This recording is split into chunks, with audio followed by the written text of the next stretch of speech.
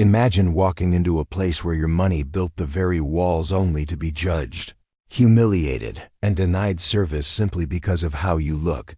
But what the staff didn't know, the woman they just mistreated was their ultimate boss. What she did next shook the entire banking industry.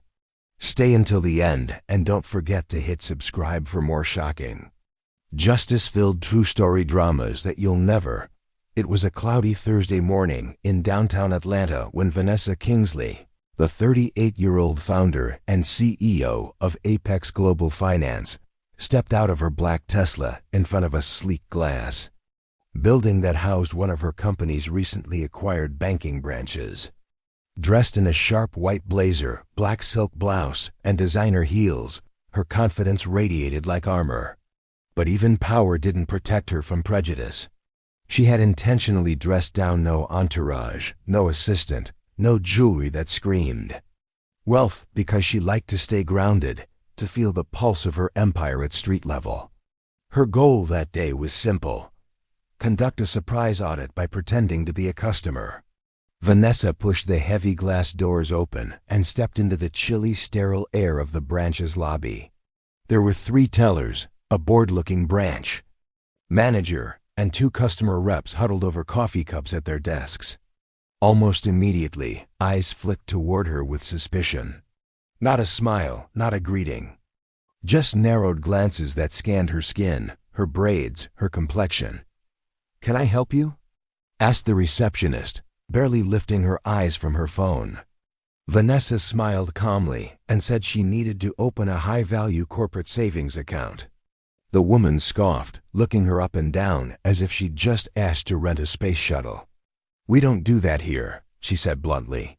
"Try online banking." Vanessa, keeping her cool, replied, "Actually, I'd prefer to do it in person. I represent a company with significant assets." The manager, a short, middle-aged man with thinning hair and a barely concealed smirk, chimed in from across the room without getting up. "Ma'am, this is a professional facility. If you don't have an appointment, we're going to have to ask you to leave. You're making customers uncomfortable." She looked around. The branch was nearly empty. Just an elderly man filling out a form and a young couple arguing in the corner. "Uncomfortable?" she repeated. "I haven't even sat down yet." Then, one of the customer reps actually said it aloud. "I've seen this before. People walk in pretending to be something they're not. Ma'am, we don't entertain scams or fake accounts."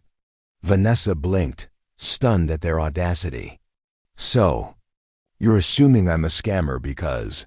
she asked gently. No answer, just silence and tightened lips. She turned, as if preparing to leave, and then something switched in her. She reached into her purse, pulled out her platinum Apex Global ID, and placed it gently on the desk. "Actually, my name is Vanessa Kingsley.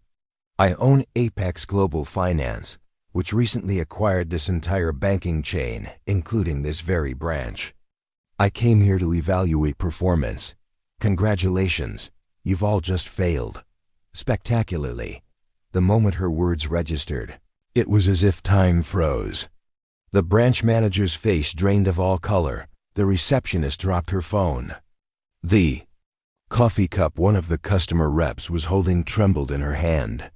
Vanessa stood like a statue of justice, the CEO badge glinting under the fluorescent lights. "Ms. Kingsley, ma'am, we had no idea," stammered the branch manager, suddenly on his feet and groveling. "You thought I was just some random black woman who wandered in from the street." Vanessa interrupted, her voice calm but sharp. "You thought I wasn't worth your time. You thought I couldn't possibly belong here." He swallowed hard. "Please, let's talk about this. We can explain." "Oh, I'm sure you can," she replied coldly. "I bet you have a dozen rehearsed reasons why it was okay to dismiss me. But the truth is, you all exposed yourselves before I even said a word." She pulled out her phone, opening the secure Apex admin app. A few swipes later, she summoned her regional director, Lisa Montgomery, to the branch.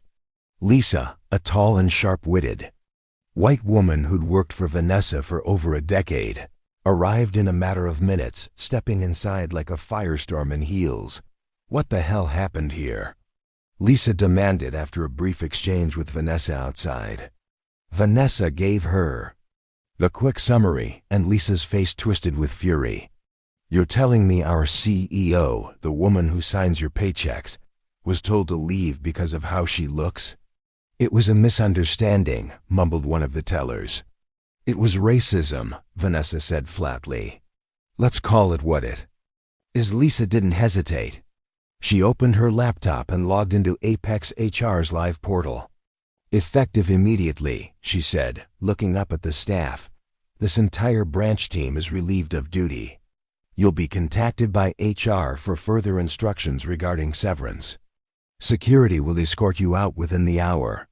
The stunned silence exploded into chaos. Some begged, some cried, some swore it wasn't fair. I have kids, one shouted. I've been here 12 years.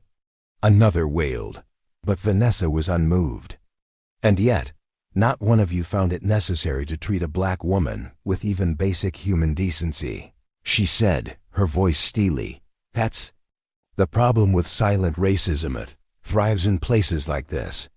Not on social media, not in loud protests, but in quiet rooms where decisions are made about who gets service and who gets shamed. What happened next was unexpected even for Vanessa. A young woman who had been sitting silently in the lobby watching the entire scene stood up and asked, "Excuse me, ma'am. Would it be okay if I posted what I just saw?" Vanessa looked at her.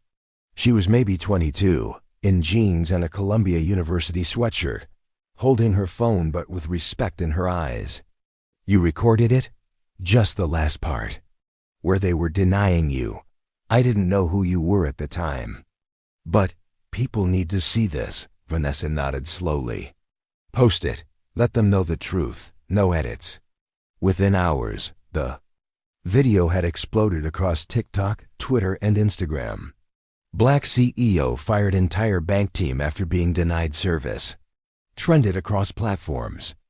The video gained over 10 million views in 24 hours. Comment sections lit up with praise and outrage. This is how you deal with silent racism. She's my new role model. They messed with the wrong one. News outlets picked it up. Talk shows invited Vanessa for interviews. She declined most but agreed to a sit-down with Good Morning America, where she calmly explained the entire story.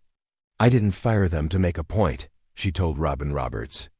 I fired them because they were unfit to represent a company that believes in dignity, diversity, and inclusion. The fact that I had to walk in undercover to see this speaks volumes. Banks and businesses around the country were suddenly looking inward, checking their training programs, rewriting their conduct guidelines.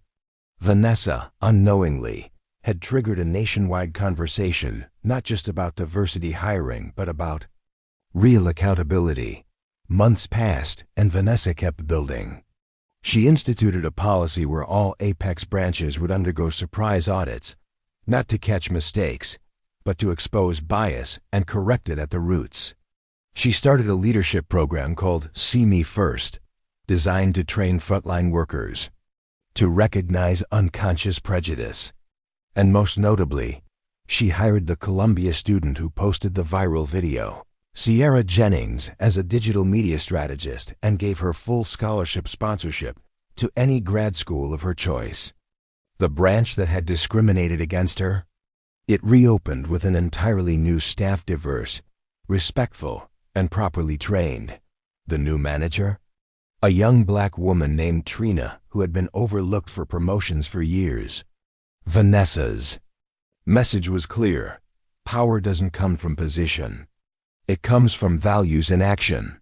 She continued making surprise visits to branches, often dressed casually, daring someone to judge her again. But no one ever did.